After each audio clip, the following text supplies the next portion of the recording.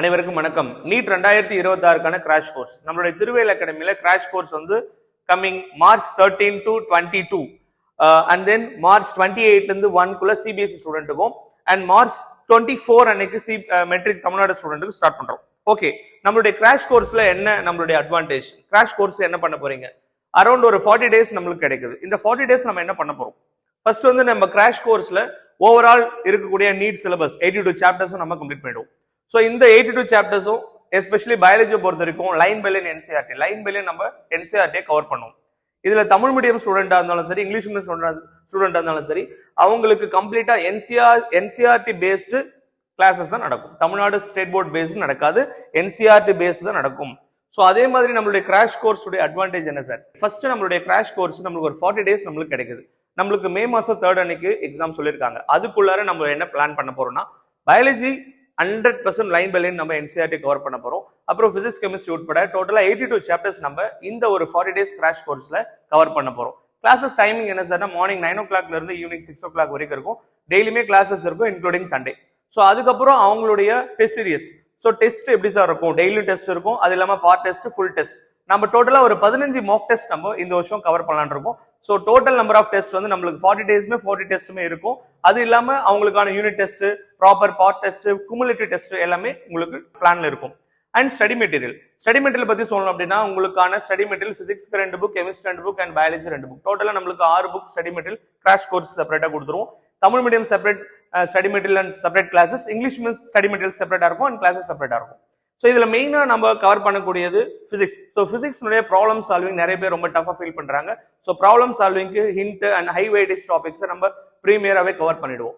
Okay sir, crash course நம்ம பார்க்கறதுக்கு முன்னாடி நம்மளுடைய ஒரு அகாடமி வந்து ப்ரீவியஸ் இயர் என்ன பெர்ஃபார்ம் பண்ணியிருக்காங்க. ஸோ உங்களுக்கு ப்ரீவியஸ் இயர் ரிசல்ட் எல்லாருமே தெரியும். ஸோ இந்த ப்ரீவியஸ் இயர் ரிசல்ட்டை தாண்டி நம்மளுடைய ஒர்க் என்னன்னா, 100% நம்ம சிலபஸ் கவர் பண்ணி கொடுப்போம். நிறைய ஸ்டூடெண்ட் எங்கிட்ட சொல்றாங்க, சார் கிராஷ் கோர்ஸ் ரிப்பீட்டர்ஸ் எல்லாம் படிக்கிறாங்க சார், கிராஷ் கோர்ஸ்ல கிராக் பண்ண முடியுமானா? ஃபர்ஸ்ட் வந்து நீட்கான ஒரு இம்பாக்ட். ஏன்னா கிராஷ் கோர்ஸ் வரது எல்லாருமே யாருன்னு கேட்டீங்கன்னா, கம்ப்ளீட்டா இப்போ கரண்டா இருக்கக்கூடிய ஃப்ரெஷர்ஸ். ஸோ இப்போ +2 முடிச்ச ஃப்ரெஷர்ஸ் தான் வராங்க. சில ஸ்டூடெண்ட் வந்து ஆல்ரெடி இன்டெகிரேட்டடா படிச்சுட்டு இருக்காங்க. நிறைய ஸ்கூல்ஸ்ல இன்டெகிரேட்டட் படிச்சுட்டு இருந்து அவங்க வந்து கிராஷ் கோர்ஸ்க்கு வராங்க.